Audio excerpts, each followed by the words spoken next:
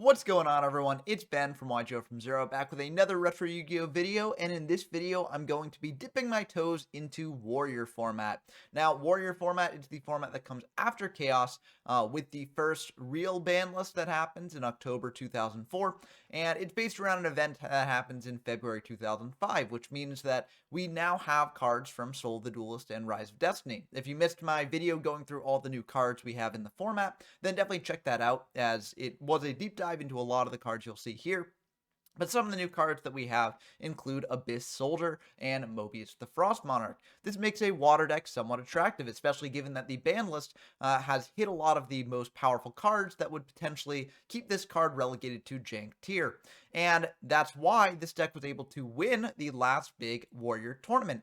Whenever I dive into a new format, I always like to play with the topping deck list, and while many people might have expected that be Chaos Warrior, which is the deck that gives the format its name, I want to just stick with my guns and just cover this topping list that was made by Jazz, who is a great duelist and much better than I am, so I'm sure that I'm going to misplay left and right in this, but I think that that is part of the fun of these sort of like first videos in the formats, because I'm definitely not good at these formats yet. I'm just jumping in and just trying to figure out what's going on. And, hopefully that sort of serves as an inspiration for people who maybe are a bit intimidated to jump into these new formats. You don't always start off as a pro. You have to build your way up there. And so I'm definitely going to mess up this deck quite a bit. My apologies to Jazz and anyone who's a fan of this deck. But hopefully by the end of this video, I'll get the hang of it enough to win some games. So I didn't make this list. Jazz made this list, so I might have the read wrong on why some cards are here, but I'll try my best to do a card by card. Now, the bread and butter of this deck is using Abyss Soldier. This is a very powerful level 4 water, 1800 attack, 1300 defense. Says one per turn, you can discard one water monster to your graveyard, then target one card on the field, return it to the hand.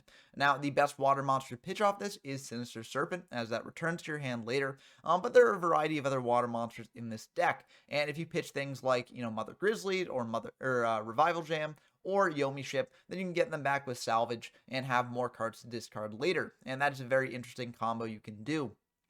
But, we also have some other water monsters here that like to pitch cards like Tribe Infecting Virus, which pitches any card from your hand, and you get to declare one type of water, destroy all face-up monsters on the field with that declared type, which can be very powerful. Very rarely will this thing pop itself because it's an Aqua, and generally your opponent won't have Aquas on the field. So this thing should relatively be safe most of the time you use its effect, and it is a very powerful effect. Board wipes are not in this format. You don't have Raigeki, you don't have Dark Hole. You do have Torrential Tribute, but that's one that your opponent has to play into. Tribe is basically the only way to sort of wipe your opponent's entire field of monsters on a whim. So very, very good card here. For the other water monsters in the deck that sort of contribute to the engine, we've got Triple Mother Grizzly. This is great at getting out other water monsters from your deck, filling your graveyard with monsters who get back off salvage. Also serving as just a body to tribute off for Mobius the Frost Monarch, which is very good as well. Mobius is a level 6, 2400 attack, 1000 defense point monster. It says when this card's tribute summoned, you can target up to 2 spell or traps on the field, destroy those targets, which can be a very powerful effect if you're going for an aggressive push. We also have Breaker the Magical Warrior to deal with back row as well. So this deck is very well equipped to deal with back row heavy decks going even without siding. We've also got Revival Jam here, which can be used to bring out a Mobius as well. Revival Jam is a 1500 attack, level 4 Aqua, that says when this card is destroyed by battle and sent to the graveyard, you can pay 1000 life points, special summon it in defense position during your next standby phase. So you do have to pay a hefty cost to keep this card on field, but by doing so, you have access to your Monarch, and that is very good. For the last water we've got is Yomi Ship. Yomi Ship is a level 3, 800 attack, 1400 defense point water monster. So if this card is destroyed by battle and sent to the graveyard, destroy the monster that destroyed this card. So this is a great way to sort of pop your opponent's monsters if they're trying to get aggressive. And you can bring this out off of Mother Grizzly to give your opponent a little bit of a tricky choice. For the spells, we've got all the sort of powerful spells that are still legal in this format. We got Change of Heart, Confiscation, Heavy Storm, Mirage of Nightmare, only one MST because it's limited in this format. Painful Choice, Pot of Greed, Premature Burial, Snatch Steal, Forceful Sentry, and Upstart Goblin is, I'd count it as a powerful card. It is around in this format and limited to one copy, so you can play with it, and it does turn this deck into a 39 card deck, which is pretty nice. We've also got double creature swap to give our opponent potentially a Grizzly, take one of their powerful cards, and then attack over that. We can also just give them one of our cards and then like bounce it back with Abyss Soldier as well, which is a nice sort of application of that. We can give them Revival Jam as well. There are a lot of very good things that we can give our opponent with creature swap. And lastly, we got the salvages. As I mentioned before, these can be used to add back water monsters to your hand for your Abyss Soldiers, or just have like bodies on field that you can bring out. Like if you want to get back Yomi Ship to pop and post monster potentially, that is something you can do there as well. For the traps, we got Call of the Haunted to bring back our monsters, Triple Jar of Greed to draw deeper into our deck. It seems like with Upstart Goblin as well, this deck is just trying to draw into their stuff as much as possible here. We got Ring of Destruction, Triple Sakuretsu Armor. These are both very, very good destruction tools in this format, along with Torrential Tribute. And lastly, Triple Solemn Judgment. This is more of a control strategy, hence the name Water Control, and Solemn can be very, very good in that position. For the side deck, I'm not quite sure everything in the side deck here. We got Triple Dust Shoot. This can be really good going first, just like in a lot of GOAT format decks. Bring in Triple Dust Shoot when you know you're going first can be very, very strong, and it can also be good against certain matchups like Warriors, which are, using Reinforcing the Army to add monsters to hand. A Dust Shoot can punish that a bit. We also got Skill Drain here to shut off our opponent's effects. We've got a lot of monsters that we also like the effects of, but I could definitely see the utility here, especially given that if we just bring out a big Mobius or something, we don't really care about having our effects negated. You can also potentially pair with the Assure Priest here. Assure Priest is a spirit monster that can attack over things like Scapegoat tokens. So, generally you bring it in for that, but if you want to have this card in here and then skill drain it, I guess that's an option as well, although you probably wouldn't be doing that combo there. Also, there's Catapult Turtle and Magical Scientist if you want to go for a Scientist FTK package. Turtle can also be brought out off of Mother Grizzly, so that is a potential option that you can side into. Double Book and Double Knock. These cards can pair together, but also you can just include the knocks if you're up against a more flip-focused strategy, or if you know you're going second, Knock can be good as well. And Book can be good if your opponent's playing things like Royal Decree or things like that. You can bring in the books and still have interaction. We've also got Double Dust Tornado here, and that's very good to bring in against more back row heavy decks. I did mention that, this deck is already pretty well equipped to deal with back row heavy decks, but the Dust Tornadoes add even more ways to deal with that. And for the fusion deck, this can come up because you've got Scientist, but it's basically a utility fusion deck. You've got Dark Balters with the Terribles, you've got Thousand Strix. Darkblade the Dragon Knight is a bit of a new utility card that you can bring out, which is pretty good. Dark Flare Knight as well, the highest level 6 you can bring out off Scientist. Fiend Skull Dragon to negate flips as well as traps to the target. Ryu Senshi just to negate normal traps and spells to the target. And also Triple Roaring Ocean Snake just because it's a water, which is kind of funny. It won't really come up, really, but it is kind of neat to bring out there, I guess. But yeah, that's going to do it. The fusion deck is unlimited at this point in the game's history. So like if you really do need another fusion monster in the pool, then you can sort of like proxy it in. But this should probably be good enough for all the fusion monsters that you'd reasonably see. But that's going to do it, as I said. And I think this deck is really sick. I don't really think I did the deck profile justice because, it's Jazz's list. I'm sure there are a bunch of interesting sort of interactions and techs that he could explain better than I could here. But hopefully I'll still have a good enough grasp on the deck to dive into some games and have it actually win some games. So let's dive into those now. Okay, the first game we got is against Rago Drago, a frequent guest on the channel. Always a pleasure to have them on. This was actually my first game that I'd ever played in Warrior format, so very exciting for me, a bit of a milestone. And I'm definitely playing a tricky deck, so probably won't go the best, but I'll try to do my best. Opponent will go first. They're going to go for a Painful here, sending Serpent, DD Warrior Lady Kaiku, Sakuretsu Armor, and Blade Knight. They do have access to Chaos setup if I don't give them the Kaiku, because they get a Light and Dark and Grave. We got Snatch Shield to take the BLS or Chaos Stork that they might have, so I'm not too worried about that. I also have Sakuretsu Armor to prevent a big OTK push. And so what I want to do is I want to give them the Serpent here. And I feel like Serpent, they're going to get that back anyways. We don't have a way to stop that. So, I mean, the one way to stop it would be if we give them Kaiku, they 7 out Kaiku here, we Snatch Steal it. But, like, that's a bit of a convoluted chain of events, and our opponent can just play around that. So, they're going to set 2 pass back dots. It could potentially be the Serpent. But just in case it isn't, I'm going to play this a little bit defensively. I'm going to set this Yomi ship here, and then I'm going to set Sakuretsu Armor, pass back to them. I could have also set a Premature Burial or a Snatch Shield, for instance. But I don't want to play too much in heavy. MST is at 1, so I'm not really too concerned about them, like blind sniping the back row of the MST. but they're going to summon out a breaker, and that will also deal with the back row there. Unfortunately, it is the Sakura 2 armor. They've got a knock as well, so they'll be able to banish the Yomi ship, and they're also going to flip up Don Zalug, so they're able to get pretty aggressive here. We're going to take 3,000, which is quite unfortunate. They're going to rip a card out of our hands, Snatch Steal, and they're going to pass back to us. We draw MST, so that's pretty good.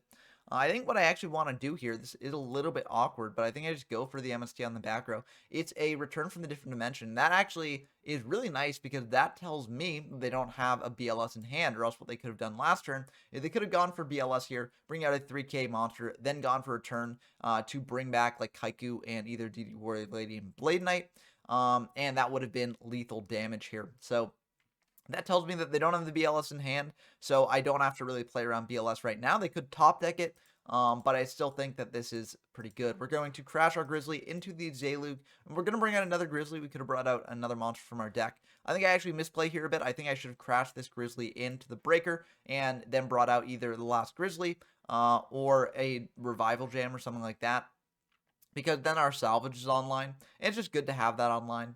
So I think I did misplay here, but I just leave the Grizzly and attack, pass back to our opponent.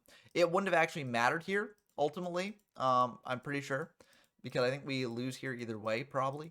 They're going to bring out a DD Warrior Lady off this pre-map, bring out a Bazoo, banish 2, and they do indeed have the BLS, so, you know, I guess they either top decked it or they, just were holding it, but yeah, that will be the end of the game. It turns out they didn't top deck the BLS, so they just missed lethal the previous turn, but they had the game well in hand anyway, so it didn't really matter there. But yep, so that is going to be the end of game 1. I'm not really sure what much I could have done differently there, in terms of like actively being a way to change the outcome of that game. So yeah, I think that that is ultimately a fine showing for game 1. I don't think I made too many like super big misplays there, but it is what it is. And we're going to be going into game 2 now, and this is a really good hand. I decided in the trap dust shoots, I took out the Jars of Greed for them, because I felt like dust shoots a little bit more valuable than jar, when you're going first. But I really wasn't sure what to side out for the dust shoots, so it was definitely a bit of an interesting decision there. We're going to go for pot now, draw 2. We're going to go for upstart as well to dig deeper as well. We draw into Grizzly, which is pretty nice. We're going to go for the Yomi ship set play again. I could have potentially gone for Grizzly here instead. But if they get knock, I'd much prefer them to knock the Yomi ship than the Grizzly, because Grizzly turns our salvage online, gets out a bunch of other cards from our deck. So yeah, I just set the Yomi ship, set a dust shoot and a Sakuretsu armor, and pass back to them. And we were talking in chat. Normally I'd fire dust shoot in standby here, but I forgot because we were chatting in the chat here. So our opponent's gonna fire a Comfy here, which is kind of rough, but also it's kind of nice because on resolution we can use the dust shoot and take out whatever might be in their hand that now we don't have a Ring of Destruction to deal with.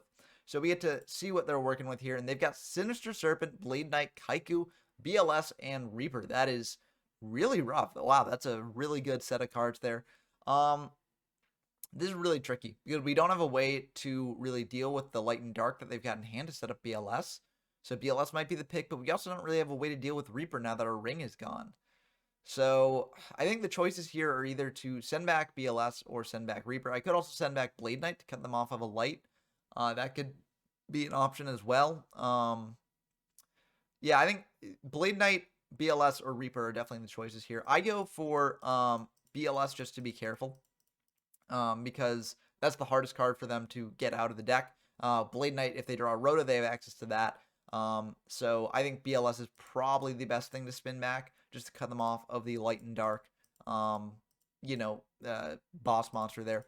But they're going to bring out Blade Knight, attack over the Yomi ship, and we're just going to let that go through. We could have potentially Sakuretsu armored that, flipped up the Yomi ship, summoned out Grizzly, and gotten in for damage there. But I want to save the Saku for like the Kaiku or something like that. In hindsight, it might have been better just to go for Yomi plus Grizzly, because, if they draw into like MST or Spell and Trap removal, then our Sakuretsu armor is dead. But I think it's ultimately fine. We draw Dust Shoot, which is very funny, so we draw another one, which still will be live this upcoming turn. So they draw, and now we're not distracted by chat. We're going to go into the standby, and we see their hand here. We send back the Reaper. They drew a Sakuretsu armor, which we have to play around a little bit. We see that they left with Kaiku and Serpent there.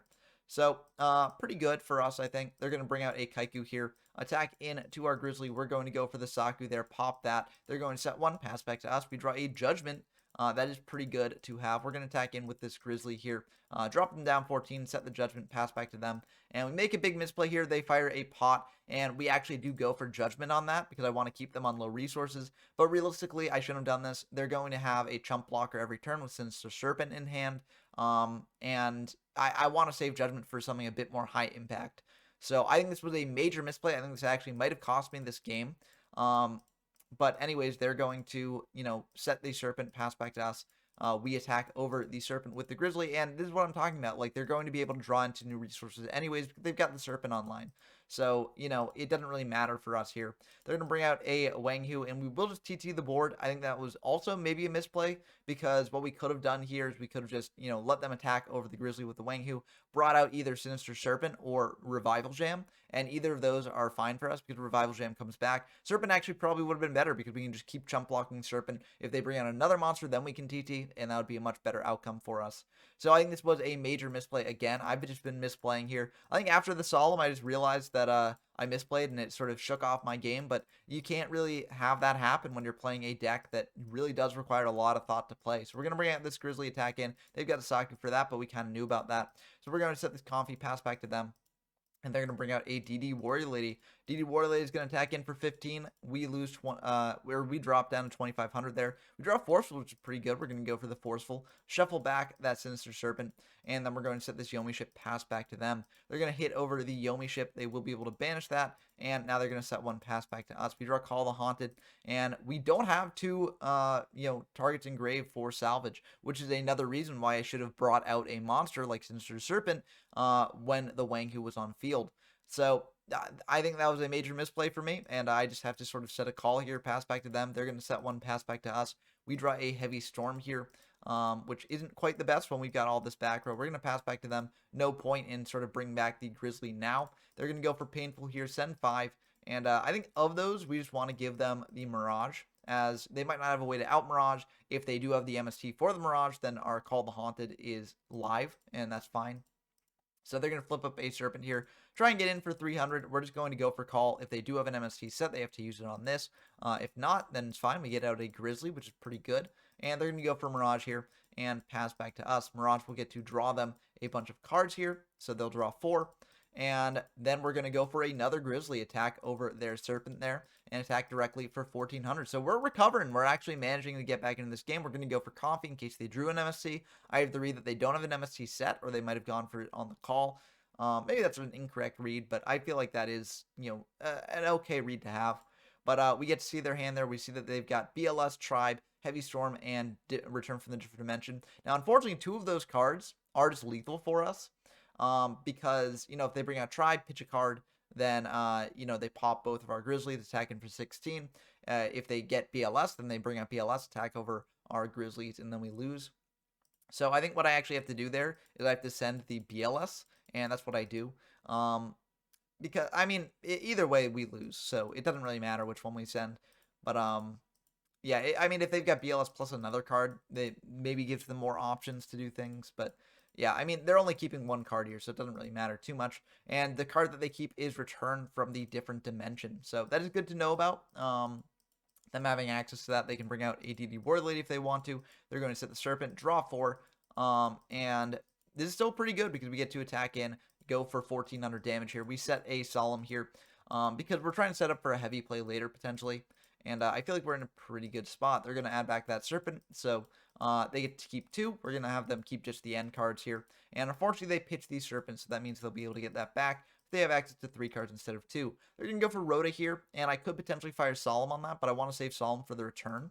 So I'm just going to let that go through. They add a DD Warrior Lady to hand here, and they're going to set a card and pass back to us. So that card could be a Serpent, it could be the DD Warrior Lady, or it could be the 3rd unknown card in hand. But either way, if it's Serpent or Warrior Lady, I win by just going heavy and then plus Abyss Soldier. So that's what I'm going to do here. I'm going to just fire the heavy. I do lose the Grizzly that I've got, but I think that's fine. If they go for return, then we've got Solemn to stop that. But it looks like they're not going to go for return. So we bring out this Abyss Soldier, and this might be the end of the game because they're only at 1300. We attack over their set, or try to, but it's a Spirit Reaper, so that's the third unknown in their hand. Quite unfortunate, we did know that they were playing Spirit Reaper in the deck because of the Dust Shoot earlier, but I do think this was the correct play to go for. As the more time we give them to draw into their deck, the more time they have to potentially draw an out to Mirage, to potentially draw a way to kill us. So, yeah, I think this was ultimately correct, but maybe I should have just played it safe and not gone for the aggressive play. But yeah, I don't know. It's a bit tricky to say. Yeah, maybe I should have just waited and tried to have them, like, basically deck themselves out. But, yeah, I think I definitely lost this game here. But, you know, they've got ways to potentially win through this. So, they do indeed have a Snatch Steal for our Abyss Soldier, and that will be the end of the game. So yeah, the Snatch Steal also would have just been game through a bunch of stuff because DD War Lady's here to hit over our Grizzly. If they'd snatched the other Grizzly, then we would have been in a bad spot. I guess we had Solemn for the snatch, so maybe we could have saved it for that. But we'd probably still be in a bad spot because what they could do is they could go for a turn, bring back DD War Lady here. Yeah, what they could have done if we, didn't have this is they could have just summoned out the DD War Lady, attacked into the Grizzly, banished it, gone for a turn, brought out 2 DD War Ladies, tried to attack in that way. We did have return for or Solemn for that, so that would have stopped that briefly. But we were still in a really bad spot overall, and they didn't even need to use Snatch Steal for that. So yeah, I think we were going to be losing this game no matter what. But if I had played more correctly earlier on in the game, I think we would have been in a much better spot. We would have been able to win the game, actually, because if I had gone for the Serpent play earlier with Grizzly and Wanghu, then I would have had a water in hand to pitch for Abyss Soldier. I could have pitched their monster and gone in for game that way. So this game was definitely winnable. I just lost it due to my inexperience with the deck, and that will happen when you're jumping into a new format, trying out a new deck. So, I learned a lot from this game, and that's what you have to do. You have to learn from your mistakes and, see places where you can improve your skill and get better with the deck. So this wasn't the only game I played with this deck. I also played some others, so let's dive into those now. Okay, we got a game here against History of YGO1, a frequent guest on the channel. Always a pleasure to have them on. We are going to lose the rock, paper, scissors, so we do go second here, unfortunately. But, this is a pretty decent hand, so we're not too upset about that. They're going to go for a painful, though, and get out a Ring, Swords, Secret Barrel, Ojama Trio, and Wave Motion Cannon. Well, this tells us what deck they're on. They're on a burn deck for sure. We could give them the Ojama Trio. In hindsight, that might be the best thing to do, but like Ojama Trio gives them more fodder for things like Just Desert and things like that. So I think I might actually give them Secret Barrel. I could also give them Swords, but I kind of want to go aggressive here before they draw into stall tools. So I give them Secret Barrel. Maybe that was a mistake, but it's what I do anyways. So they're going to just set 3, pass back to us. We draw Mirage, which is pretty good. It can draw us into outs for what they've got potentially. And we're going to go for a painful, just sending hand rips, an upstart, and also these creature swaps. We got 2 Grizzlies in hand, so creature swap could be good there. So yeah, they're going to give us the upstart here, and that's fine. We're going to go for upstart draw. They gain 1,000, and we're going to set the Grizzly and then call Jar and Saku. If they want to go for heavy on their own back row, that's fine. I mean, I know they've got Secret Barrels, so they can use that beforehand. But even so, like, Saku's probably not going to be that useful here because they're probably not playing much aggressive power. And, Jark is changeable. Losing call is kind of unfortunate. Maybe I should have kept that in hand, but I'm going for Mirage, so I want as little cards in hand as possible. So we go for Mirage. Hopefully we draw into the MST. Unfortunately, we do not, but we do draw some good other cards here. They're going to go for the Stealth Bird here, go for Secret Barrel as well. That's an argument to not have gone for Mirage because I'll have more cards for Secret Barrel, but I also kind of want to bait them into using Secret Barrel early. So they're going to go for the Stealth Bird there, flip that down, set 2, pass back to us. We go for a Jar, trying to draw into that MST. Unfortunately, we do not.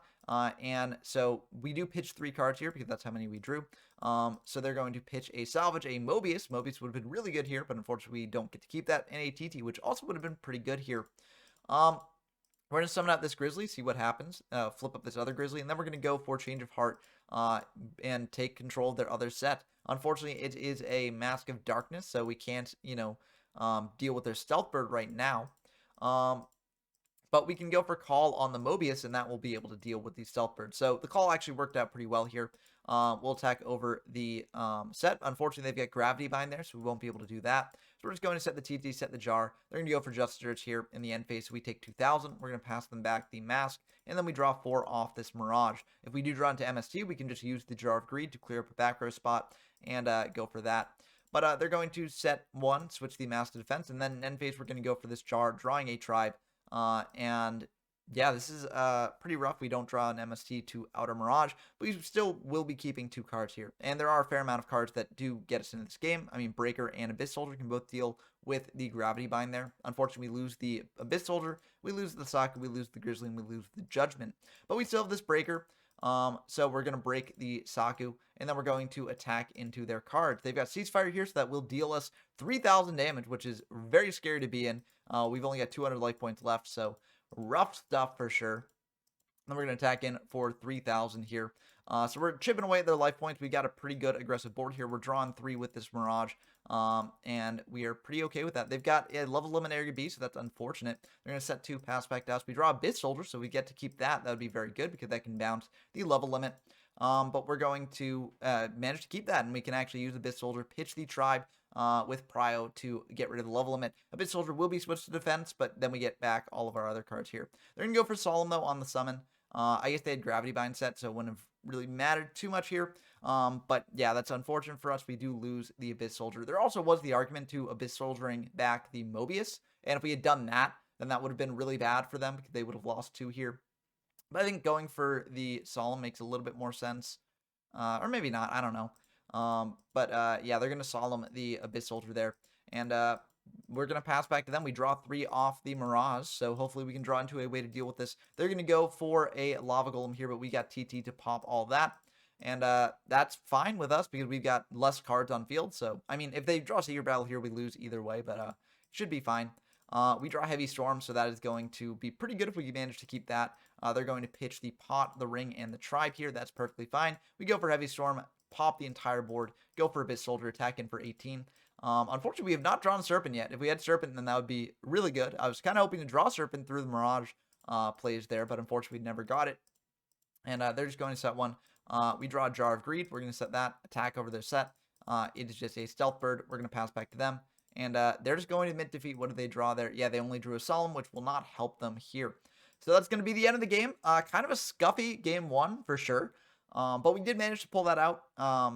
Maybe I shouldn't have gone for the Mirage Blades. Maybe I just needed to keep the spell and trap removal cards that I was drawing in hand.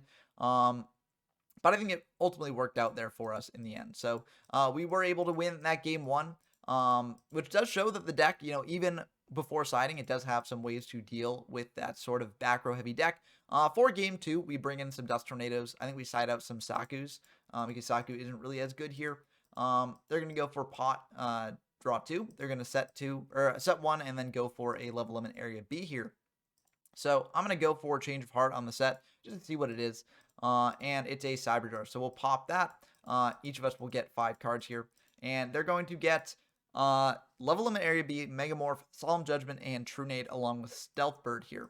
And we get the Breaker and we get the Grizzly here. So I think what we want to do, we don't really have a good way to deal with their level limit yet. So I think what we might want to do is set these. It might be better to summon. I don't know. Well, I guess we'll just summon them and have them in face-up defense. I don't know about that. It might have been better just to set them so that way we can flip them up in case we get TT later and want to do something there. But I think this is ultimately still fine. So we are going to let them have those. And then we're going to go for knock on their set. We're going to bring out an Abyss Soldier here. And then we're just going to set the entire fort, go for Mirage Nightmare here, and pass back to them. We have ways to clear up our spell and trap zones if that's fine. If they want to go for Trunade here, then we get back the Mirage, and then we don't have to pitch. So I feel pretty good about this overall. We're going to go for Mirage, draw 3 here. Those are pretty good ones. They're going to go for Heavy. We're going to go for Dust Tornado because why not? We're going to go for Jar. And we're going to go for Ring as well. This was a bit of a thinker. I wasn't sure if I wanted to use Ring or not because they are on a burn deck and this burns us as well. But I figured ultimately, like, we want to get aggressive on them here. We got Abyss Soldier to bounce back whatever they may have so we can actually get aggressive here. So I figure it's fine doing this, but maybe in hindsight, maybe a bit of a misplay. I don't know. But yeah, we do draw off the jar as well, drawing into a TT, which is pretty good. They're going to go for Lava Golem over our 2 monsters there. Go for level limit, set 1, pass back to us. We do take 1,000 from the Lava Golem here. I think that's ultimately fine. We go for a Upstart Goblin here. Drawing 1, we go for Tribe as well. And we're going to Prio, pitch the Serpent, just pop the Lava Golem here so we don't take the damage from that because we don't have a way to deal with level limit right now. We're going to set a TT, pass back to them. They're going to go for True Nade here, sending everything back to hand.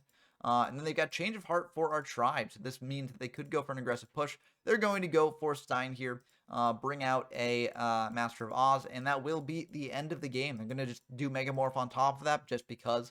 But yeah, that will be the end of the game. So it seems like they side into a bit of a Stein package.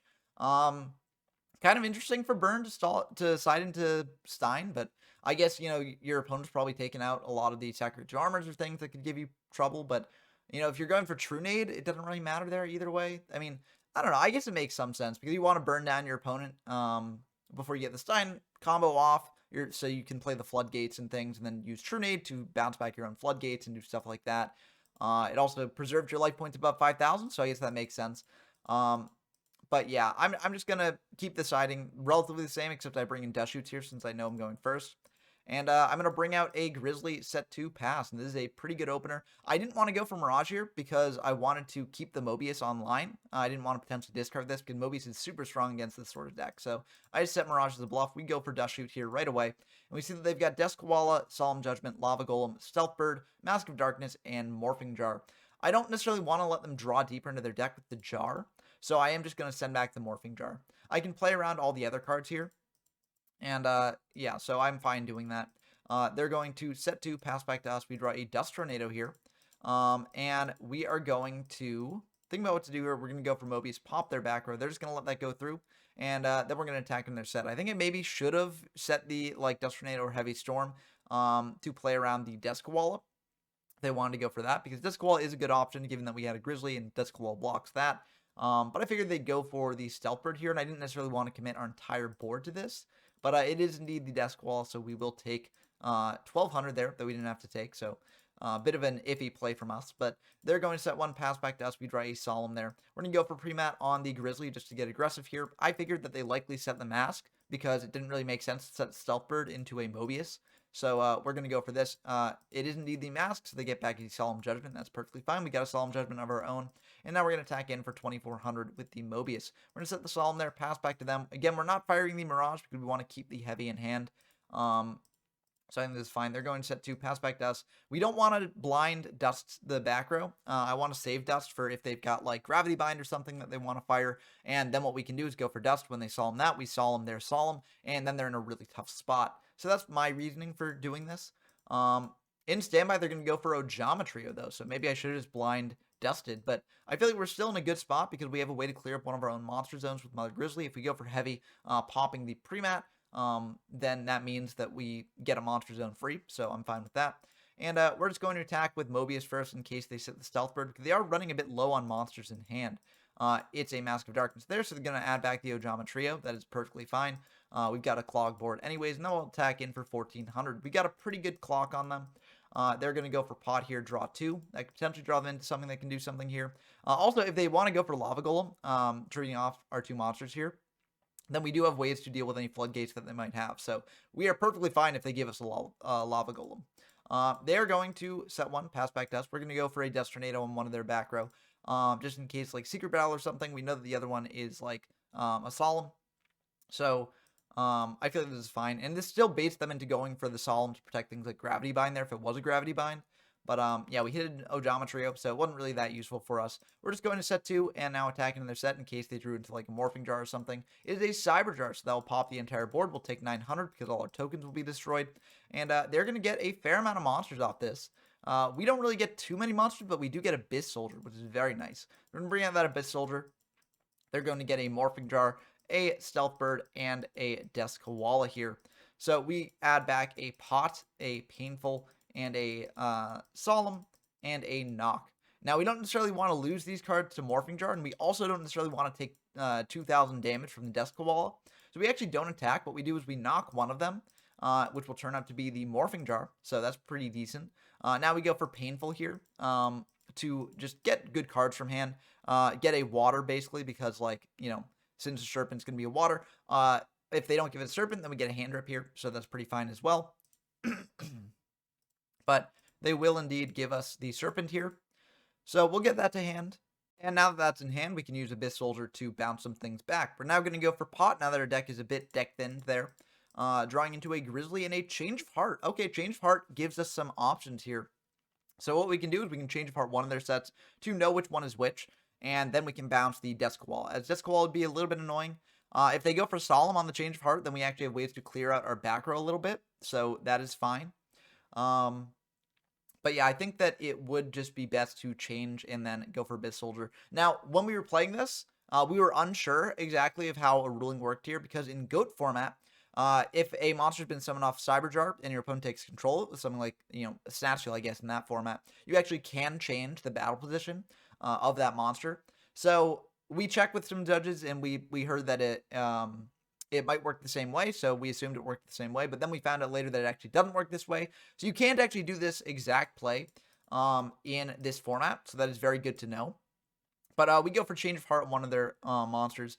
They go for Solemn. We go for Solemn as well to take control of that, and they just admit defeat.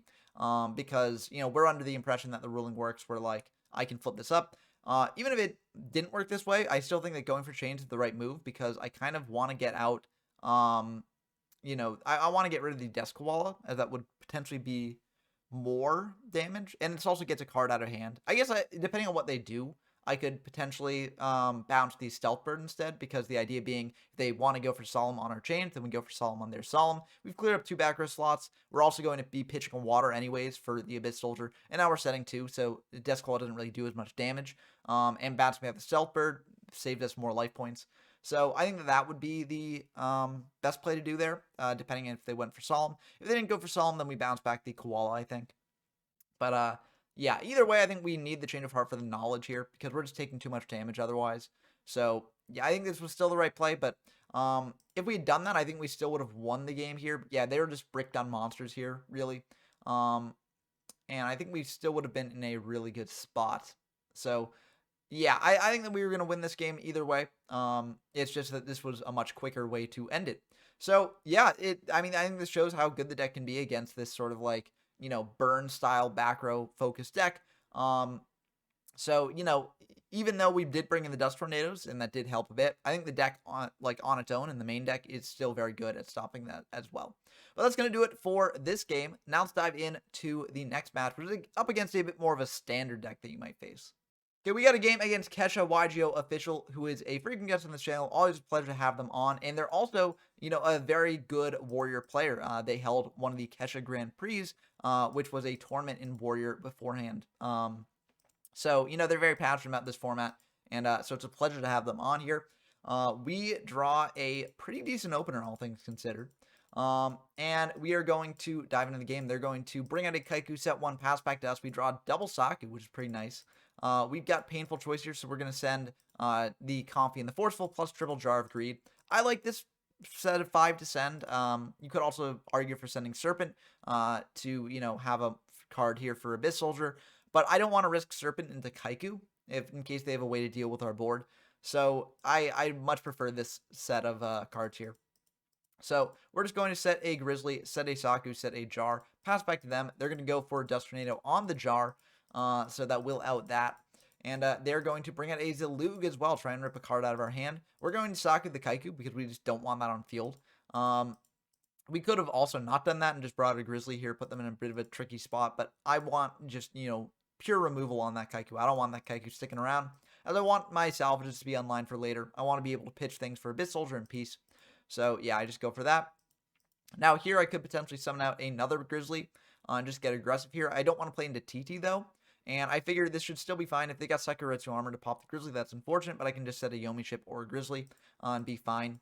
So I just go for the Grizzly attack, and that's going to go through. So I'm going to bring out a Revival Jam here, leaving more targets online for Grizzly later in the deck, because actually the only target I've got left for Grizzly right now is Serpent.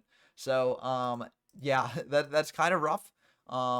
But I want to go for the damage on Revival Jam there. We're going to set a Grizzly, set a Saku, pass back to them. They're going to Dust Tornado our Saku, which is quite unfortunate, and then bring out a Kaiku. So this will allow them to banish our Grizzlies in grave. So that's quite unfortunate. but we'll take 3. We will pay the 1,000 to bring jam back. And then in standby phase, we'll bring that jam back. It does come back in defense position. We can't choose the position of that, or else we might have actually gone for Abyss Soldier, crash into Kaiku, and then gone for 2,900 damage.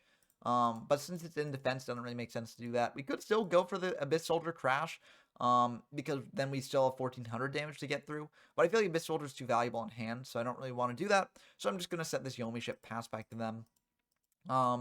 If they attack a Yomi ship, they clear that. That's pretty good for us. They go for Breaker there, breaking our Heavy Storm, which is unfortunate. We're going to lose the Yomi ship to the Breaker, so not necessarily the monster that I wanted to hit over that Yomi ship. And they're going to attack over the Revival Jam. We'll pay 1,000 to bring that back, just in case we draw like a Monarch or something like that. We're going to go for Upstart here, give them 1,000, draw a card. We draw a Solemn Judgment. We're going to set that, pass back to them. I feel like we're in an ultimately pretty good spot. They're going to go for DD Warrior Lady, though, so that will hit over our Revival Jam, banishing that, which is quite unfortunate. They're going to hit into the Grizzly, though, so we'll bring out the last target in deck, a Sinister Serpent, and that's going to be pretty good. We draw a Salvage here, so we'll be able to add back 2 from grave to hand. So we're going to add back this Yomi ship and this Mother Grizzly. Now, what we could potentially do here is bring out Abyss Soldier, and do Abyss Soldier shenanigans with this, but I think it's fine just going for Yomi ship here. They attack over Yomi ship with the Kaiku, then they lose the Kaiku. And if they attack into Serpent, then we get Serpent in hand, so we get the free sort of renewable bounce there. But they attack into the Yomi ship with the Kaiku, so we pop that. And we're feeling pretty good here. Now, we think about this a bit because Mother Grizzly is a bit awkward here, given that we're actually out of water targets left in deck. So we might want to go for the Abyss Soldier, just to set that up on field. Also, we'll have a water on hand for later, so that might be a bit better. But I go for the Grizzly here. And this is to like bait out if they've got like more DD Warrior Ladies or things like that. They might try and send a DD Warrior Lady into this. It's not necessarily a good bait. I think I actually misplayed here. I should have just gone for Abyss Soldier instead. And they're just going to set one and pass back to us. And this is why I should have gone for Abyss Soldier. Because now, you know, if we had Abyss Soldier out, we could have just brought out Abyss Soldier, discarded the Grizzly, bounced their monster, that is, and gone in for damage that way. But as is, we can't do that now, so that's a bit awkward. We're going to bring out this Abyss Soldier anyways and just try and hit over their set. Unfortunately, it's Spy, so that we'll be able to bring out another Spy from deck, and we're in kind of an awkward spot. We're going to switch the Grizzly to defense. There's also an argument to keeping an attack because, you know, they can just hit over it with a Spy. But if they hit over it with a Spy, then we can attack over that Spy with the Abyss Soldier. So I'm honestly fine if they do that, so that is A-okay by me. They're going to bring out a DD Warrior Lady here and go into the Grizzly instead of the Serpent. We're very, very happy about this. This is what I mentioned with like the bait earlier. We don't have a target left in deck, but our opponent might assume that we do, and that's attacking into that. So we are perfectly happy with that. We draw Mirage plus MSC, so things are looking really good for us here. We will be able to draw 4 off the Mirage. We draw 4 pretty good ones, honestly. They're going to go for Rhoda here, and they're going to add a Ninja Grandmaster Sasuke that will be able to crash with Abyss Soldier, but they've got Snatch Steal for Abyss Soldier as well, and now they'll be able to switch everything to attack and get aggressive here. Now, we could potentially MST the Snatch Steal, but we do survive, albeit not with much, but we do survive this attack. So I think what we actually might want to do, especially given that we've got Mobius in hand, is we might want to just take these attacks and then use MST on the Mirage, and then go for plays later. So we got a bunch of potential plays next turn. Even if they have Ring, we can just blind snipe the Ring in the end phase. We can also Solemn the Ring as well, so we got tools to deal with that. But we're going to MST the Mirage there. We're going to gain 1,000 off the Snatch, add back that Sinister Serpent. And now we got a bit of a choice to make here. We're going to bring out Breaker, and we're going to choose to pop the Snatch Steal that way, get back the Abyss Soldier, and now we're going to attack into their Spy and their Spy. So now what we can do is we initially think, okay, well, we can bounce the Sasuke, set them back a summon. But actually what I do, you know, with further thought is I actually send back the Breaker, because Breaker, you know, will get another counter when I bring it out. It can hit over Sasuke next turn in case they try and crash into Abyss Soldier. And I feel like that's just the better option overall. In hindsight, maybe I just should have bounced the Sasuke just to set them back a summon, because we are at very low life points, so setting back a summon is not a bad thing. But I figure I've got the Solemn here as insurance, so I figure this should ultimately be fine. They bring out Bazoo, and they're not going to use Prio. We think about this a bit, and we could Solemn this if we wanted to, but actually I'm not going to do that. I'm just going to let them banish, because we still do survive this turn with our Call of the Haunted. They attack in to the Abyss Soldier. Now they're going to attack him with Sasuke. We go for Call. If they've got MST, we've got the Solemn for that. But we can bring back this Abyss Soldier here. And they're just going to go for the Crash, so that's fine. That will go through. And they're going to pass back to us. We get a Sinister Serpent back to hand here.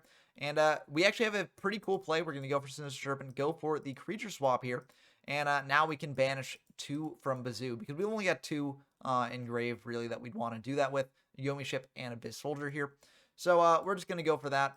And unfortunately, the math doesn't quite work out here. What we would have liked to do is had the Bazoo up at 3,400. So that way if we attacked into the Sinister Serpent and they go for like a Change of Heart here on the Bazoo, which they have not used up Change of Heart, so that is an option. They go for Change of Heart on the Bazoo, then we can ring it and cause a draw that way. But unfortunately, the math just barely doesn't work out because at the end of our turn, the Bazoo will go down to 2,200, so not quite enough. We're going to set a ring and a torrential here, pass back to them.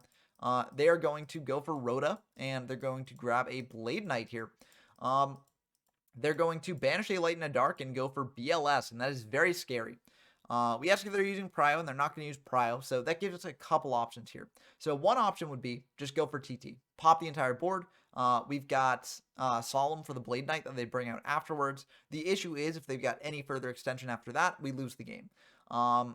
So there is also the option of just going for Ring of Destruction here, blowing up the BLS and causing a draw. So it's a bit of a tricky choice to know what to do. We do go for the ring play in the end. So, I just want to see their hand to see, like, what they had for extension. They did have a Chaos Orc in hand, which they then would have been able to use if we had gone for TT here. So I think this was ultimately the correct choice. Yeah, I think also, there is also the argument potentially of going for Solemn on the BLS and then going for TT on whatever follow-up they have after, which could also be a good option as they bring out Chaos Orc. Yeah, I think maybe, like, we could have Solemned and then gone for TT, but this is knowing their hand. And with that hand knowledge, of course, that changes things, right? But I think they still would have been in a much better spot here. Yeah. And, like, there were definitely cards that they could have had that could have just, caused us to lose the game here if we didn't ring the BLS. So I think ringing the BLS was the correct choice in the end. Even if it seems a bit weird and a bit defeatist, I think that, like, it was ultimately correct. But, there's definitely some argument there and some debate. But I think if I had not misplayed earlier in the game by bringing out Grizzly, I think that, we would have been in a much better spot and not had to go for such a risky play there. But we're going to go into game 2. And they're going to win the rock, paper, scissors, so we're going to be going second here. I don't think we've won a rock, paper, scissors all video, so kind of bad luck on our part. Maybe we need to improve our RPS game here, but they're just going to set 3, pass back to us. We draw an MST, which is pretty good. They're going to go for Dust Shoot here, send back the Grizzly. That's kind of rough. We would like to creature swap the Grizzly, but we can still creature swap the Serpent and be ultimately fine with that. So that indeed is what I'm actually going to go for. So we're going to go for creature swap, taking their set, giving them the Serpent. I figure most of the things they have set were fine creature swapping, and it is a spy, so I'm very happy creature swapping that because having a 2k defender is pretty nice. It also deprives them of getting another 2k defender out of their deck. So yeah, I feel like this is ultimately pretty good. We're just going to set an jar and an MSC because I figured that, they might have like a heavy or something and feel fine using a heavy to clear the Saku. But I feel like this is a pretty resilient board. Now, the risk is if they've got some way to deal with Spy, then, we would have wanted the Saku there. But I feel like saving the Saku for later is fine. They're going to go for Change of Heart on the set, though. So maybe, not the best choice there. Because now they're able to get out this Spy, go for Kaiku as well, and get a ton of damage in here. This is like 5,500 damage total, I think. Or maybe 4,500 damage total. Yeah, it's 4,500 damage total. Still a lot of damage. So yeah, we drop down to 3,500. We get back the Spy at least, so that's nice. We draw a Change of Heart. So there are a couple things we could potentially do here. None of them are that good. What we could do is like, go for Change of Heart on the Kaiku. Crash our Spies together, then attack the Kaiku over the Serpent. Banish the 2 Spies from Grave. But we know that they're on return, so it's not necessarily the best choice for us. So yeah, we're going to go for a jar here. We're going to go for MST on the back row. It's a Saku, and then we're going to set the Salvage and Sakuretsu Armor there. They're going to go for Saku there, tributing over the Spy, so maybe that was the wrong choice. Maybe I should have gone for the big Change of Heart play last turn. But, I think this is ultimately still fine. It just is kind of annoying. We have to Saku the Kaiku there, and we don't really have a good way to convert our Change of Heart into removal. We draw into Abyss Soldier, which is actually pretty good, so we can bring out Abyss Soldier, and we can try and go for attacking over the Sinister Serpent, getting a, water in hand next turn to bounce their card. And instead we go for the spy, because if this goes through, then all they've got is a 300 attack point monster, and we're fine with that. That will indeed go through, and we'll just pass back to them. They've got Pot of Greed though, so this will likely give them a way to deal with what we've got. They're going to bring out a breaker here, go for Dust on our back row. It's a salvage, so now they'll be able to hit over the Abyss Soldier here, and then attack in for 300. And we're in a really awkward spot now, because no matter what we do with Change of Heart, there's not really a good thing we can do here. And they've got Comfy anyways, so it won't really matter there. Yeah, we need a really good top deck here, and unfortunately Solemn is not that, so that will be the end of the game. Maybe if I'd gone more aggressive here, things could have been a bit differently. Like if I'd done the Change of Heart play with the Spies crashing and then the Kaiku hitting over the Serpent, because I had Saku for the Kaiku. But I think that's more like hindsight talking. I think that it was fine just going for a little bit more of a conservative play there. But I don't know. We know they're on Sasuke's. We know they're on a Warrior package, which implies that they've got exiled. So, yeah, I think that this is... I think ultimately we played that okay, but there were some things that we could have done differently that maybe would have changed the outcome. But we're going to dive into Game 3 here. Hopefully we'll be able to win this one. And we will be going first. So we did bring in the Dust Shoots here. I believe I sided out...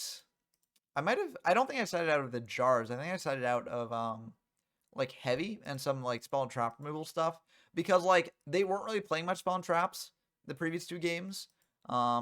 So I feel like it's ultimately fine to do that, but I don't know. Maybe that was a misplay. But they're going to go for Comfy, rip the ring out of our hand. We go for the Pro Heavy set here, which maybe wasn't the move. Maybe we should have just, not done that. And, because again, they're not really on much back row, and what back row they have might be chainable, so maybe not the best. Also, having ring for the DD Worley here would have been pretty good. But yeah, we did not do that, and we get punished for it. So we're going to bring out this Serpent attack in for 300. Main two, we're just going to go for Solemn TT set. We know that they know that we have that, so like they can play around this, but I think that we don't really have another choice here. They set one, pass back to us. We switch the Serpent to defense, pass back to them. Because we got TT online. No need to commit the Grizzly as well. They're just going to pass back to us. We draw Saku here, so we can set the Saku, pass back to them.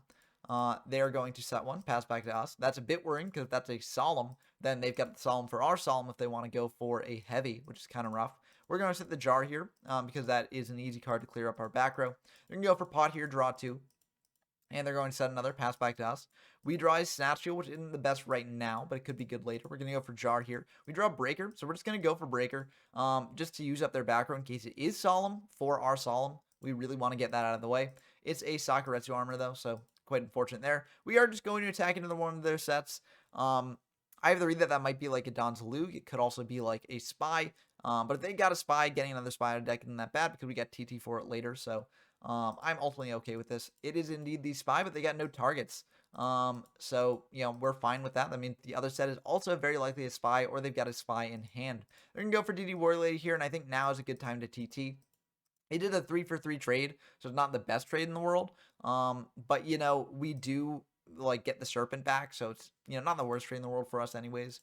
And they're just going to pass back to us. We draw MST here, which is pretty good as well. We're going to get back the Serpent there. And now in main one, we're just going to summon a Grizzly, go to battle, attacking for 14, pass back to them. We're in a pretty good spot here. They go for the DD Warrior Lady, but we got this Sakuretsu armor for that, so we're going to clear that. They're going to set one, pass back to us. We draw a Salvage, which is pretty good. We can get back cards from grave with that. We're going to attack in with Grizzly here.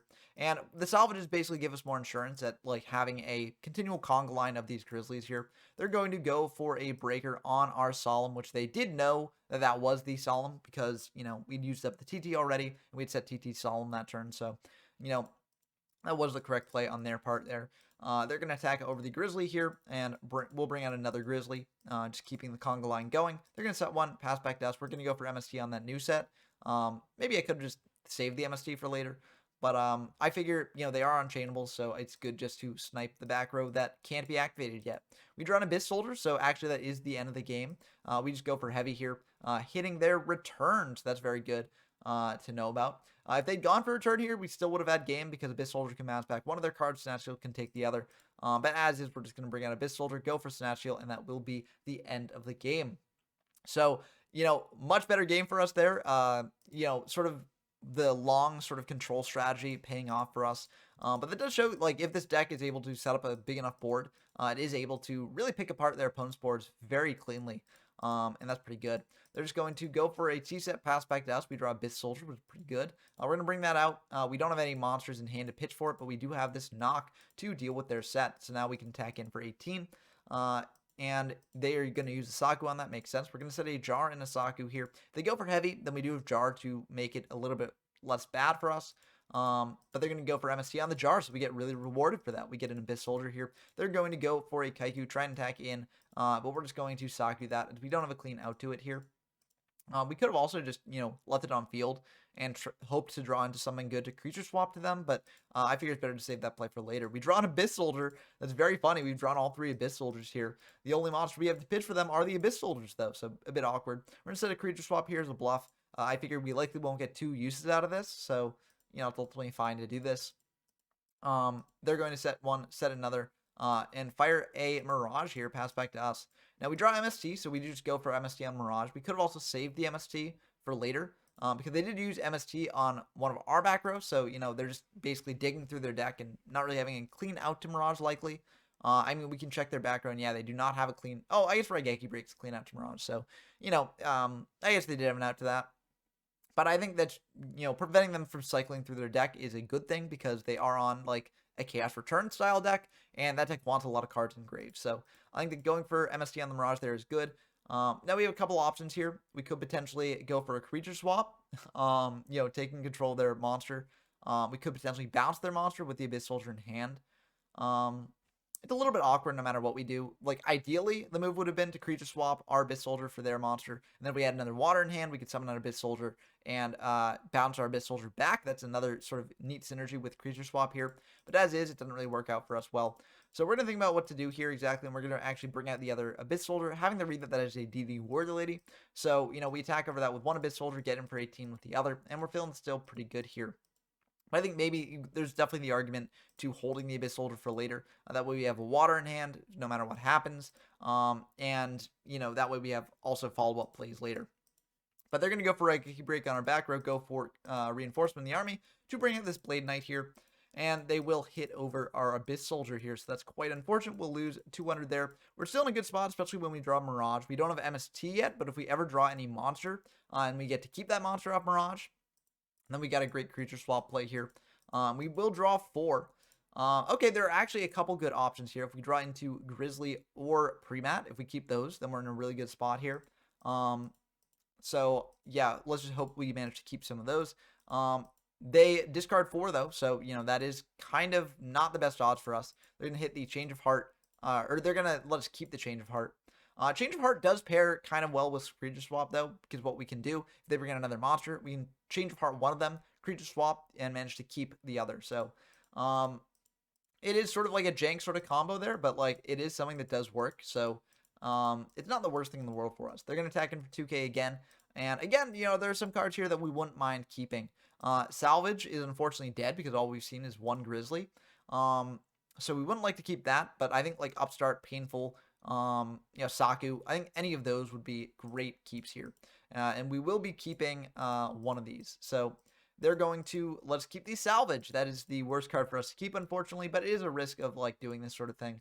But yeah, this is kind of rough. We're going to set the Salvage as well, try and draw into something good here.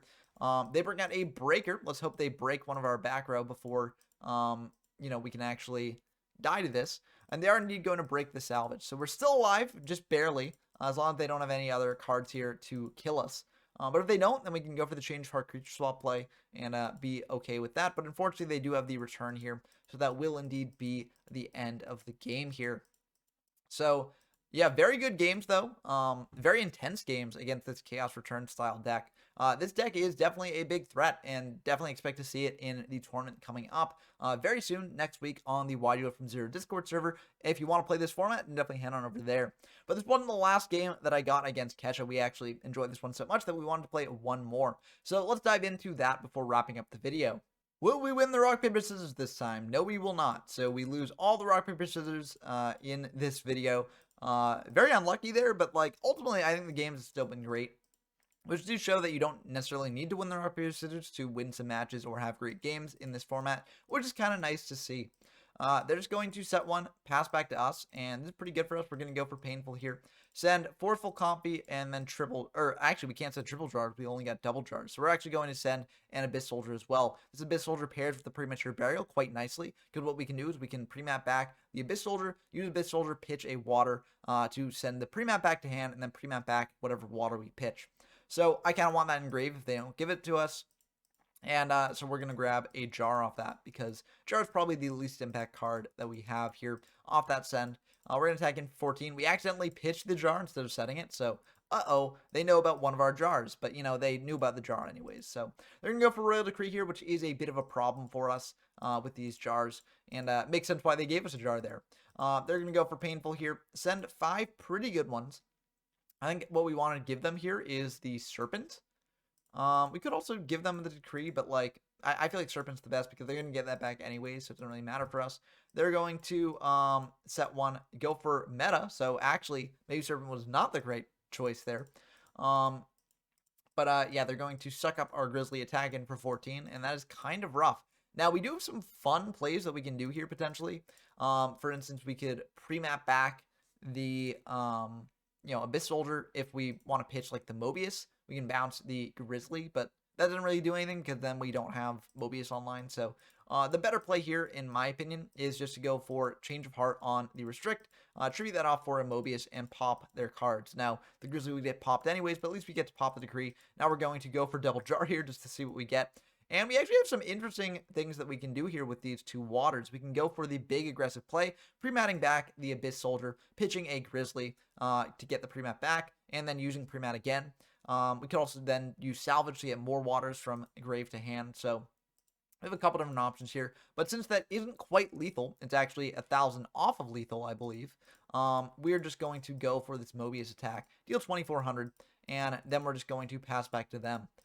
So we got the big aggressive play next turn if we want to go for it, but luckily we won't even need the big aggressive play. I mean, this actually lets us go super aggressive, because what we can do is we can go for Abyss Soldier, pitch that, and then go for the pre-mat there, bring back Abyss Soldier, use the Abyss Soldier there to go for Grizzly, bounce back the pre-mat, go for the pre-mat, bring back Grizzly, and then we got Salvage to bring back the remaining resources as well. So very funny way to sort of get a lot of damage on board that is good to know about. But yeah, it didn't really come up there as we had lethal there either way, with just Abyss Soldier Mobius, but I wanted to style a bit because I noticed the line and I was like, this line is so cool, I just want to show it off. But given that they're on like decrees and things, I brought in like Dust Tornadoes and stuff, I believe, here, because that is good against Decree, but we do have a lot of outs to Decree, so it's not the worst thing in the world. They're going to go for Coffee, pitch a Knock, which is quite unfortunate because it means they probably have a good flip monster to set here. I think the best thing we can do is just bring out Abyss Soldier and just try and go for that. Yeah, we're just going to, we should have set the Mirage, but since they saw it anyways, like, we might as well just activate it to show that we've got it. But they're going to go for a Magician of Faith here.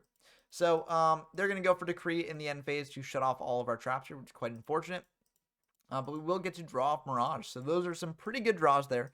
But we will be losing 4 of them. And they've got Coffee here as well, so they'll be able to pitch a card out of our hands. So we'll be losing all of them if we don't draw MST exactly. They're going to set 3, pass back to us, and we don't draw MST, so that will be all cards gone. We could have potentially booked the Abyss Soldier, but there's no real reason to do that. So we're just going to attack into their set. It is Serpent, so they'll be able to get that back. But we might as well deprive them of board presence here. We will draw 4 off Mirage. Unfortunately, we still don't draw an MST, but at least we'll be able to keep one of the cards that we have here. They are going to let us keep, let's keep the Judgment. Okay, that's fine. Judgment is kind of awkward because we don't want to set it here since we can't use any of our traps because, Wriggle Decree negates our traps. So, we'll only be drawing 3 cards off Mirage here likely. But, it is what it is. We're still digging deeper into our deck. We're really trying to dig for a Serpent because once we get Serpent, then we can use Abyss Soldier to its full capacity. And we do indeed get a Serpent there, so that's pretty good. We draw a Book of Moon as well. They're going to let us keep 2 here. And they're going to let us keep the Judgment, which is not what we want to keep, and a Heavy. So that's fine. We accidentally mess up there by pitching the Judgment instead of keeping it. But as you see here, they let us keep the Judgment and the Heavy. So I did not cheat. I offered to show log, but they were fine with it. So they probably knew this was going into a video and thus would not really makes sense to do that for. We're going to go for Abyss Soldier on the Decree, trying to use up our traps, but they've got another Decree, so we can't even chain our, like, jars and, like, TTs and stuff, because that first Decree is going to be going at the end of the chain, so, our traps will still be negated here. So kind of unfortunate. We're going to set a heavy here because I can clear up our back row. And we're just going to attack into the Serpent. They're going to go for a Scapegoat here, getting out 4 goat tokens there. And we'll draw 3 off the Mirage here. So assuming we won't be drawing much more off Mirage, since we'll be having it away potentially. But I think it's good to have that option. They're going to go for a Restrict here, sucking up our Abyss Soldier and attacking in for 1800, which is kind of rough. They're going to set 1 pass back to us, very likely the other Decree there. We're going to add back this Serpent off the effect, and then we pitch we pitched 3 because we kept the Judgment in hand. So they're going to pitch the Grizzly, the Judgment, and the Salvage. Okay, that's a little bit unfortunate. Would have liked for them to hit the Serpent there, which is ultimately still fine. We're going to go for heavy here. And then we're just going to set a Solemn, set a change. They've used up only 2 decrees, so there could be another decree in our future, but they can't chain decree in response to Solemn. So, it's nice that way. And also with Restrict on field, they can't really do much to get aggressive, so I feel fine with that. They're just going to pass back to us. We draw a jar. We're going to set the jar. They're going to set 1, set another, pass back to us. We activate jar in case they've got a decree. And we draw Creature Swap, which isn't quite the best here because they've got all these goat tokens that they can give us if they want to. So it's not really that good, but we might as well just, keep things as is. So we're just going to pass back to them. They are going to tribute off their Restrict for a Blowback Dragon, and we're debating Solemning this. So, the idea behind Solemning this is if they go for our Change of Heart and they get the flips right, then that's really bad for us. If they don't, then what we can potentially do here is go for a Creature Swap play, being able to take their Blowback Dragon. We can go for Change of Heart to take Blowback Dragon as well, and do some fun shenanigans there. There's a lot we can potentially do if if basically they fail both 50-50s, because Blowback Dragon's basically a 50-50 effect to pop a card, and they have to pick correctly among our cards here for the 50-50s there. So unfortunately, they do pick that 50-50 right, and they also do get the 50-50 on Blowback Dragon. So quite unfortunate for us. We do lose our change. And if we had been able to keep the change, then what we could have done here is we could have gone for Change of Heart plus and summoned that Serpent, cleared away 2 of their tokens, tried to pop another card with Blowback there. We would have then taken 2,000 after they attacked over our Serpent, but then we could go for a Creature Swap play with the Serpent, swapping with a Blowback Dragon there. So, I think ultimately that it's kind of unfortunate, but yeah, I mean, it would have taken a fair bit to go right for that play to work in the end, after all. But we do have Solemn to stop things that they might have used to disrupt that, like if they've got another Scapegoat in their back row. So I think it ultimately would have been the right play there. We draw a Bit Soldier, though, so that is very nice. There's a couple different plays we could do here. We could bring out a Bit Soldier, bounce back the Blowback Dragon. That might be good. So we're going to try and go for that. They're going to, let that go through. We're going to bounce back that Blowback Dragon. Now we're going to attack into the token. We could have also potentially used Abyss Soldier to bounce one of the tokens, getting it off the field. Then we attack into one of the other tokens. And then they've only got 1 token left, so our Creature Swap is getting more and more online by the second. But that's a little bit too risky for me. We also will lose our Abyss Soldier from that, so I think this is ultimately the best move to do. They go for Decree, though. We're fine with that because all we got in terms of traps is Solemn, so we don't want to Solemn that. They're going to go for Soul Exchange here, bring out a Blowback, and now they can pop one of our cards if they so choose, and if they get the coins right. They're going to flip Tails, Heads, and Moment of Truth. They're going to flip another Heads. They're going to pop the Solemn. Doesn't really do much for us here, but yeah, they won't actually be able to attack because of Soul Exchange there. And then they're going to pass back to us. We draw another Solemn. Not really going to do anything here. And we get back the Serpent. So we could potentially do the play of just setting Serpent and passing back to them. Very passive. If they do manage to pop our Serpent with the Blowback Dragon, then they get in for 2,300 damage. And they just need that to happen twice. So what I actually want to do here is I want to summon out the Serpent, hit over one of the tokens, and then they'll attack over the Serpent with the Blowback, deal 2,000. But then next turn we can bring out the Serpent again, attack over the other of the tokens, and then go for Creature Swap to get the Blowback Dragon. It's a bit of a desperate play, but I think it is the best play we've got. It just is kind of unfortunate. So we are going to go for the Serpent, attack over their token, and then we're just going to set the Solemn. Won't really come up because of the Royal Decree, but if they want to pop the Solemn instead of the Serpent, then it's slightly more damage that we get to keep. So they're going to go for the back row, and it will indeed go through, so that will pop the Solemn there. They'll attack over our Serpent for 2,000, and we're in a very precarious spot, but we draw Grizzly, which is actually pretty good. We could go for Grizzly here, attack over the token, and then go for creature swap that way. And that is actually what we ultimately do. So we initially summon Serpent, but actually we should go for Grizzly. And the reason we go for Grizzly here is because if they have like Metamorphosis in hand, we don't want them to be able to Metamorphosis our Serpent and get out 1,000 Strict, suck up the blowback, and win that way. So we'd much rather have them, Metamorphosis the Grizzly into Darkfire Dragon, for instance. But we're going to attack over their token. We're going to go for creature swap here, and then we're going to try and pop their remaining back row. So very fragile game state for us, but like this was, I think, the best move that we had. So kind of unfortunate that this wasn't the best move we had, but yeah, we still managed to pop the Soul Exchange, so that's pretty good. But unfortunately, our opponent does have Tribe Infecting Virus, which will indeed be the end of the game because they can pop the blowback, and that's 3,000 damage on board. So kind of rough. We could have potentially tried some different things to make that game turn out differently, but I think by the end, like, we did what we had to do, and it just didn't quite work out for us. So we are going to be going into game 3, and we do, since we're going first, I believe we do have the Dust Shoots in the deck. So yep, we do indeed. So it's a really good painful send because we just send double hand rip and then plus triple hand rip. So no matter what they give us, it's a hand rip. So, they're going to give us Comfy here, which is kind of surprising. We would have expected them to give us the Dust Shoot, but this might mean that they've got a Serpent in hand. And if they do have Serpent in hand, then, like, Comfying the Serpent is obviously really bad. We're going to go for Upstart here, just so that way we have more information of what we can do to respond to their hand once we know it. So that way we can make a more informed Comfy rip. So we're going to go for Comfy there. We see they've got Scapegoat, Parshath, Breaker, Apprentice Magician, and Snatch Steal. Yeah, that's a bit tricky for us. I think we want to send the Apprentice Magician, as we don't really have a good way to deal with that. We also do have some interesting things to do with, like, Parshath and Breaker. Like, we got Ring for Breaker, so that's pretty good there. And we can Snatch Steal the Parshath, which plays really good against their Scapegoat. So, yeah, we're going to go for that. It is a little bit awkward because they do have Snatch Steal, so we will set this Grizzly instead of summoning it. And we're going to set the Ring pass back to them. This way they can't use Breaker on one of our other back row. So we're just going to ring the Breaker, and we feel fine about that. They're going to set one and pass back to us. We feel fine about that. There's very likely the Scapegoat there. We're going to flip a Grizzly, summon another Grizzly, attack directly, hoping that they go for the Scapegoat. They're just going to, take that 2,800, so we're fine with that. We're going to go for Solemn here, pass back to them, and they're going to go for Forceful.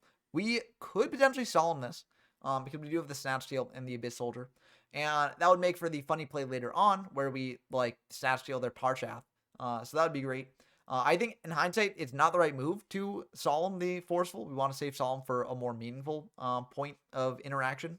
Like Snatch Steal, for instance. That would be a much better Solemn to use it on. Because we know their exact hand. Or no, we don't know one card in their hand. But we do just Solemn the Forceful because we want to do our funny play of taking the Parshath.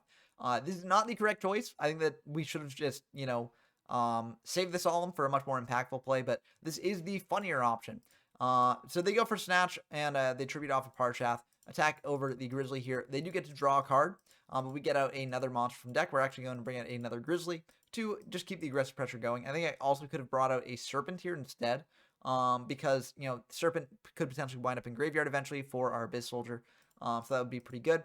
And also, I mean, in hindsight, Serpent would have been great here, tributing over for Mobius. But, as is, we're just going to still tribute for Mobius to force out the Scapegoat there.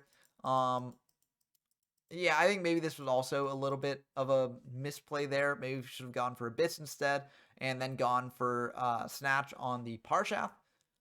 I think that might have been a little bit better than we would have still had a monster tribute for Mobius here. And they likely would have forced out the Scapegoat anyways. So, yeah, I think that this was ultimately a misplay. But, it is what it is. We're going to attack over one token, draw a card off the Parshath, and then attack over another of their tokens there. So we're going to pass back to them. This is a pretty good board to have. They do gain 1,000 off the Snatch there. They're going to go for Heavy, though, so they get back the Parshath, and then they're going to go for a Blowback Dragon here. And I actually lose the game if this Blowback Dragon gets the flips correctly. So, I think I gambled a bit too much earlier in the game. I think I, could have had this game on lock if I didn't do this. But luckily, they do indeed lose the coin flip there. And we draw an Abyss Soldier, so that's pretty good. We're going to get aggressive here, just hitting over their cards. Then next turn, we've got Abyss Soldier to bounce whatever else they might have. And we feel pretty good about that. We're going to set the Nobleman. I think maybe I should have kept it in hand. But I wanted to bluff here in case they've got like some things to do. And we want to prevent them from being able to get super aggressive here. But they're going to set one pass back to us, and this is just the end of the game. We can Nobleman their set and then attack over their token and get in for lethal damage. So that blowback dragon flip, that definitely, determined the outcome of this particular game. But I think if I had played this differently, we could have been in a much, much better spot.